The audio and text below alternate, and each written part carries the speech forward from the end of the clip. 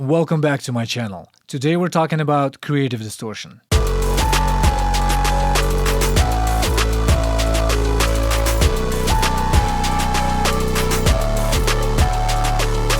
I don't know if you've noticed, but since TikTok launched, music has changed a lot, and anything can blow up right now. There are so many new genres to explore and production trends leading towards distorted sounds. However, it doesn't always sound good because producers in genres like opium, rage, funk, hyperpop, glitchcore, angelcore, etc. are just slamming limiters on the master, pushing it hard and calling it a vibe. And after, when it's playing on a big sound system, it falls apart. But what if you like the way it sounds and you want a similar feel in your productions without ruining your mix? Or a few elements in the mix without distorting the whole track? As a producer who worked in the industry for over 17 years, I love experimenting with those ideas, but I'm obsessive about keeping mixes professional and translatable to big systems. That's why I decided to share with you my signature trick that I haven't seen anyone else lay it out like this across the internet or any production communities. Let's dive in. So here's the idea in one sentence. I route the bass and another sound, a lead or a vocal, to the same group. I place distortion on that group, and then I let the bass envelope control the amount of drive. In practice, that means the bass amplitude shapes the distortion applied to the lead, turning static grid into a rhythmic musical element. So right now I'm going to show you an example of how it can be applied to your lead sound. And please focus on the sine wave that's playing the melody.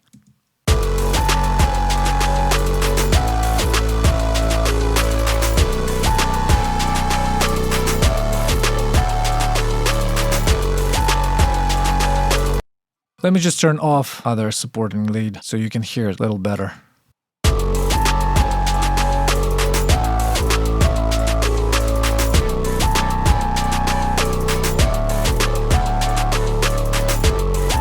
You hear it is distorted, but it's not just distorted.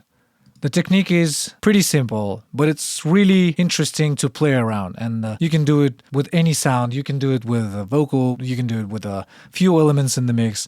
There are multiple tracks that I've applied it to, just multiple signals of the bass triggering the multiple signals of the other instruments. So I wanted to keep separate the lead, so if I want to distort other elements, I will do it with another trigger. I wanted to trigger this lead only with one sub bass and nothing else on a group. How it was done. Let's hear actually before and after. So this is only the sine wave lead, and we have the bass sub bass, like super low sub bass. I'll explain why.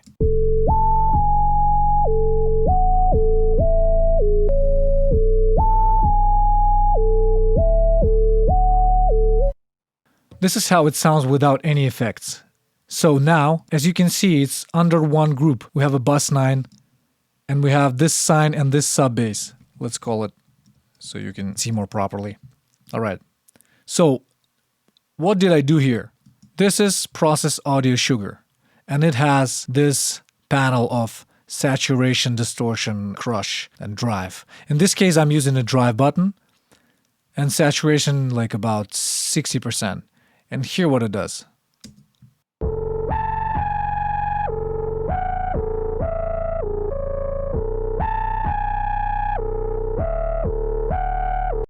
It creates that interesting movement on the lead because it's triggered by the sub bass's envelope.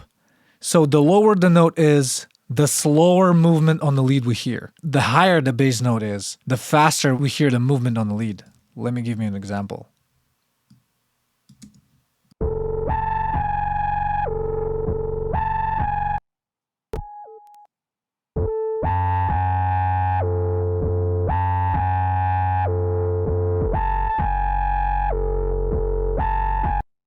Almost like a tremolo. You can probably try to achieve it with a shaper box, which I actually added here just as an example to show you how it will sound if we will apply it only with the volume, not triggering anything by anything with the distortion or drive or whatever.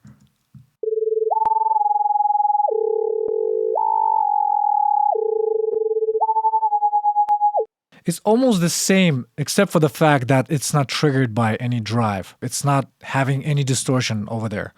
But what I do, I'm just triggering it with a sub bass.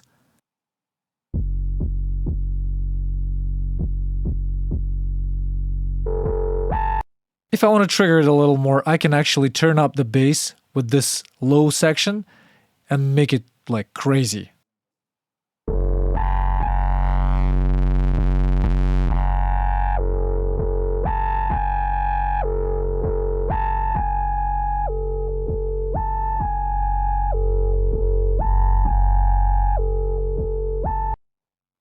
But I don't want to have this sub bass in my track. I want the sub bass to be separate. That's why after Sugar on a group, I'm just cutting off everything below 200 hertz. I just want to have this sound in the mix.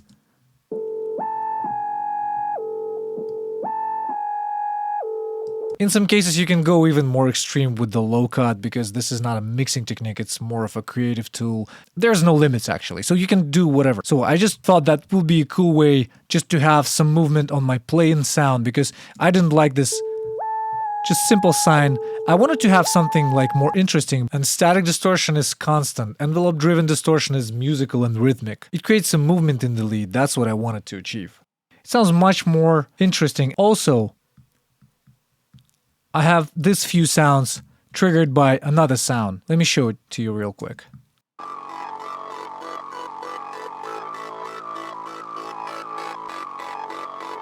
Same technique, it's Sugar here, a little less saturation because there are a bunch of sounds going on and I didn't want to oversaturate it. I also have some Orange Clip over here, some Saturn. I just pulled down the bass and everything below 340, some mixing stuff and like a little bit of soothing of the high end because I felt like synth was a little bit too shiny and I didn't want that because I wanted to keep my drums clean and all the hi-hats and top end of the drums to be super clear and transparent, like to have all these transients. So you can hear some sound from the bass because it's simple sound as a saw.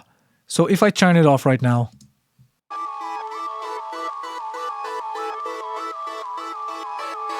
I also have one more lead over here.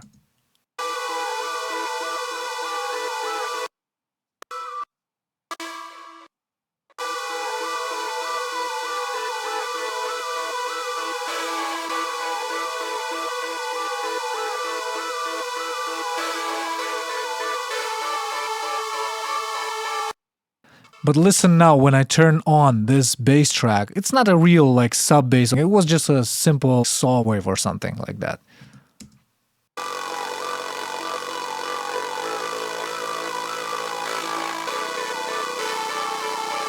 It actually plays notes of my bass that I have over here.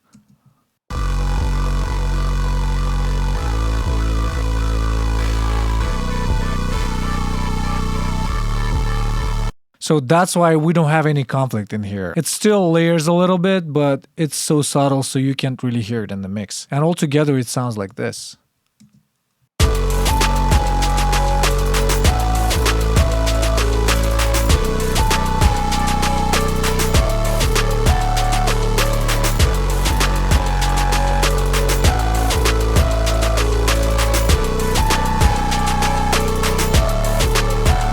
So you identify the two sources based on the element you want to texture. You route both sources into a single bus. You just place the distortion right on the insert of the group bus. You can actually achieve it not only with this saturator, not only with this drive, not only with this plugin. It still can be done with some clippers, with some drive distortions. I just found myself that this drive knob makes exactly what I wanted to hear in my mix. And it took a while to find this plugin. So you can experiment with that and you guys let me know.